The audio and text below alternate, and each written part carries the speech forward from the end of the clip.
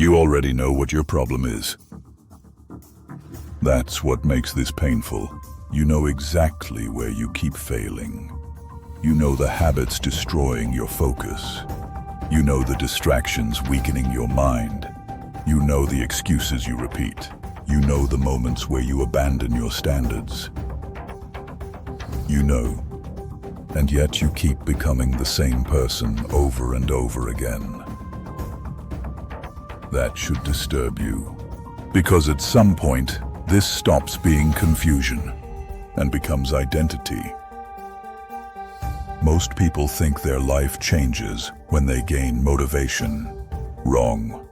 Your life changes when your identity becomes stronger than your excuses. Right now, your excuses still have power over you. That's the truth. Not because you're incapable, not because you're weak permanently, but because a version of you still exists that prioritizes comfort over transformation. And that version is killing your future slowly, not dramatically, quietly. Through hesitation, through delay, through inconsistency, through emotional reactions, through lowering standards when pressure appears. That's how dreams actually die, not in one catastrophic moment, in repeated small betrayals against yourself. Every time you say, "I'll start tomorrow." Every time you escape discomfort instantly. Every time you negotiate with your standards. Every time you choose temporary relief over long-term growth. You reinforce the identity that keeps losing. And identities compound. That's why your life keeps repeating itself. Because your behaviors are not random. They are evidence. Evidence of who your nervous system believes you are. That's why information alone never changes people. You already know enough. Most people do. The issue is not knowledge, it's identity conflict. You say you want discipline, but part of you still protects comfort. You say you want greatness, but part of you still craves distraction. You say you want transformation, but part of you still wants to remain familiar. And familiar identities are powerful, even painful ones, because the brain values familiarity more than potential. Read that again internally. Your brain will choose familiar suffering over unfamiliar growth if you do not consciously train against it. That's why people stay stuck for years, not because they lack dreams, because they subconsciously protect the identity they already know. The distracted identity, the inconsistent identity, the emotionally reactive identity, the identity that quits under pressure, the identity that keeps restarting instead of evolving. And eventually you reach a terrifying realization. Nobody is coming to save you from yourself. No video, no motivation, no perfect plan, no perfect timing. At some point you either kill the weak patterns or they kill your future. That's the war, not against the world. Against the version of you that keeps sabotaging your own potential. And this war becomes brutal because the weak version of you knows exactly how to survive. It knows your emotional triggers. It knows your excuses. It knows how to make comfort sound reasonable. It knows how to delay action without making you feel like you've fully quit. That's why self-destruction is usually subtle, not obvious. You don't destroy your future in one day. You destroy it through repeated permission. Permission to stay distracted. Permission to stay emotionally weak. Permission to stay inconsistent. Permission to stay average while pretending you're working on it. years disappear inside that lie. That should scare you deeply. Because one day, you wake up and realize you've spent more time thinking about change than becoming changed. And the world does not reward intention. It rewards identity-backed execution. That's why pressure matters so much. Pressure reveals which identity is actually in control.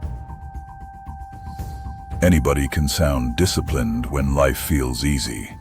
Anybody can sound focused during motivation spikes. Anybody can sound ambitious at midnight. But who are you when you're tired? Who are you when life becomes chaotic? Who are you when results slow down? Who are you when nobody validates your effort? That's the real identity, the one that appears under pressure.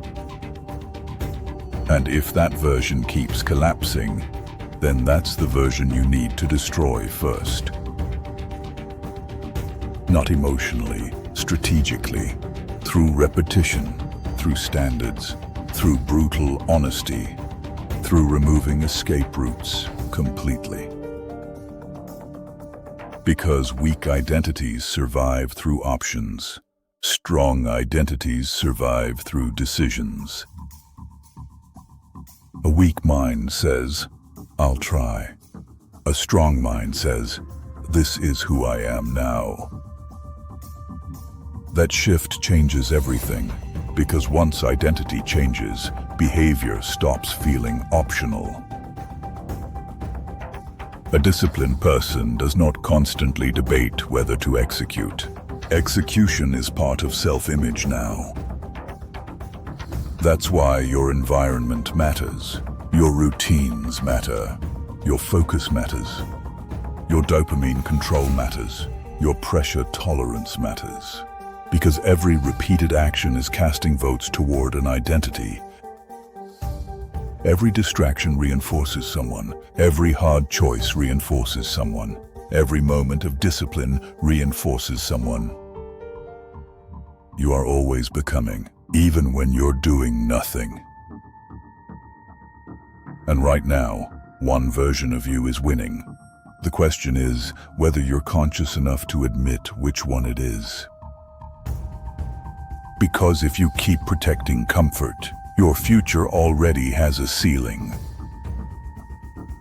Comfortable people do not become dangerous. Comfortable people become fragile. The moment pressure appears, they panic. The moment discomfort appears, they escape. The moment resistance appears, they negotiate. That's weakness, not emotion, dependence on comfort. And modern life trains weakness aggressively. Constant stimulation, constant escape, constant dopamine, constant distraction, constant emotional validation. The average person now cannot sit alone with their own thoughts for 10 minutes without reaching for stimulation. That is psychological dependency. And dependent minds are easily controlled, easily distracted, easily manipulated, easily broken under pressure. So if you truly want to separate yourself, you must become harder internally. Harder to distract, harder to emotionally destabilize, harder to pull away from your standards. That requires sacrifice, and this is where most people leave, because they want transformation without identity death. Impossible. You cannot become stronger while protecting the patterns making you weak. Something has to go. The distractions, the excuses, the emotional dependence, the comfort addiction, the weak routines, the identity built around avoiding discomfort. That version cannot come with you anymore.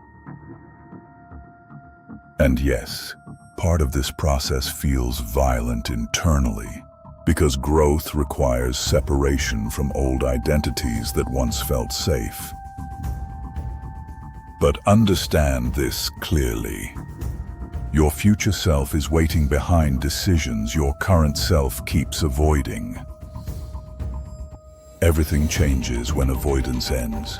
Everything. Your confidence changes. Your discipline changes. Your focus changes. Your self-respect changes. Because self-respect is built through evidence. Evidence that you can trust yourself under pressure. That's why disciplined people move differently. Not because they're superior, because they stop negotiating with self-destruction. And eventually, that creates peace, real peace, not comfort, certainty. The certainty that no matter what happens externally, you will not abandon yourself anymore. That's power. That's freedom. That's the beginning of becoming dangerous. So understand this clearly before this month ends. You do not need another motivational spike. You need identity replacement. Because the version of you that keeps destroying momentum will keep destroying your future too. Unless you finally decide it dies here.